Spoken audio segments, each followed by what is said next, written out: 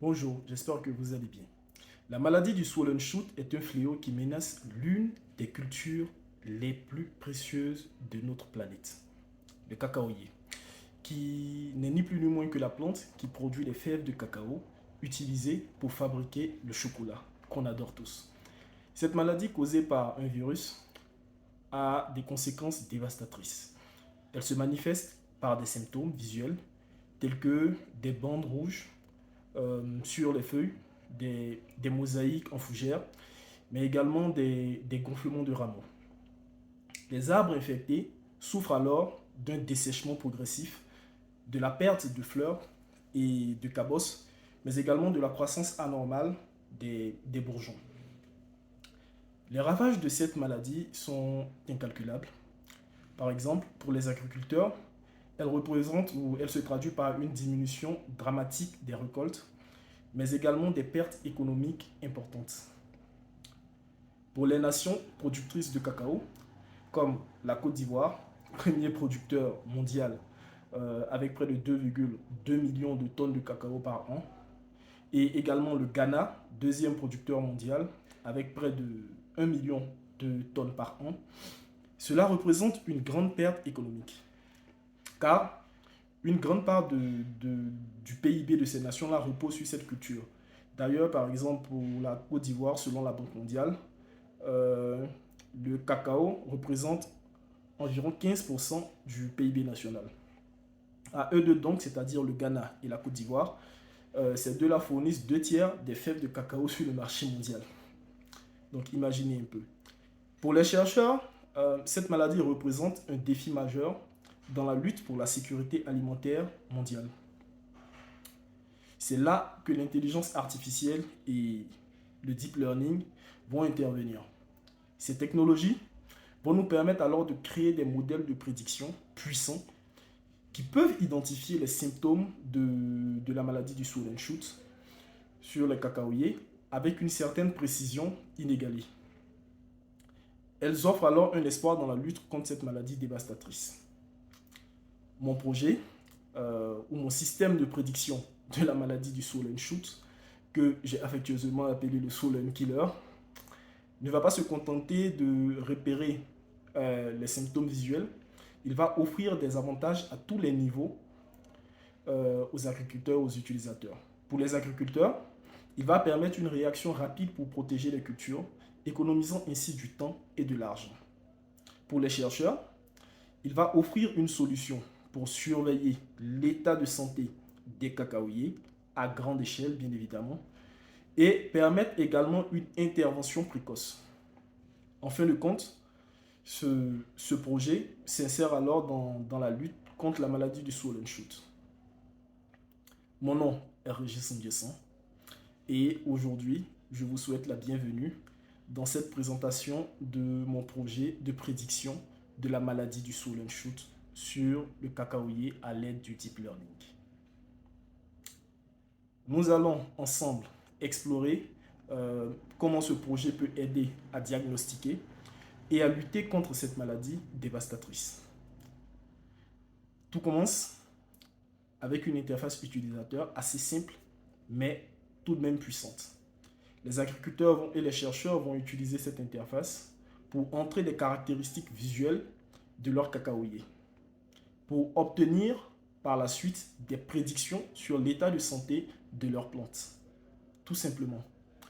Donc, ce système de prédiction alimenté par un modèle de deep learning a été formé sur un ensemble de données collectées en grande partie sur des mois de web scraping, mais également des mois de synthèse de nombreux papiers de recherche. Ce système peut alors identifier des symptômes visuels de la maladie du swollen shoot en utilisant des caractéristiques telles que les bandes rouges, quoi d'autre encore, les mosaïques et les gonflements, etc.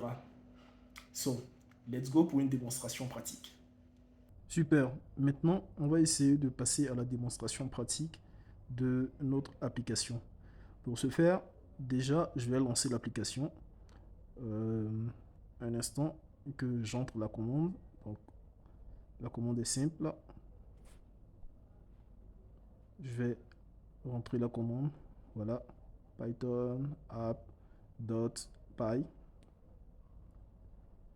Puis, je vais lancer l'application en local tout bonnement. Une fois que cela est fait, ce que je vais essayer de faire maintenant, c'est de récupérer mon adresse. Voilà. Pour aller la coller dans mon navigateur, ce qui me permettra de lancer mon application sur mon serveur local. Comme on va le voir. Super. Donc, comme vous pouvez le voir, l'interface, c'est... j'ai fait en sorte que l'interface soit, soit la plus simple possible, facilitant ainsi la façon d'entrer les différentes données pour pouvoir avoir accès aux prédictions de notre modèle de deep learning. Donc là, je vais juste les remplir comme ça avec des valeurs comme vous voulez.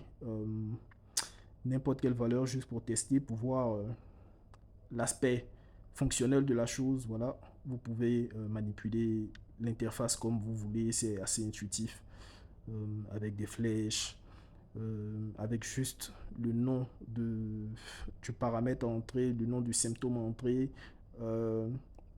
Mais bien sûr, en évoluant, c'est vrai que je compte bien ajouter encore certains descriptifs pour faciliter encore plus la navigation dans l'application. Mais bon, pour la première version, on va ensemble tester euh, la fonctionnalité de la chose. Voilà, je remplis. Là, le dieback, on va remplir. Après, c'est vrai qu'on pourra mettre sur l'interface des explications de tous ces symptômes-là et tout ce qui va avec. Voilà, ça c'est juste des idées de rendu, d'amélioration et tout. Et bof. Mais dans la pratique, nous déjà, on va essayer d'utiliser l'application et voir comment celle-ci appelle le modèle de prédiction pour nous prédire l'état de santé probable de la plante.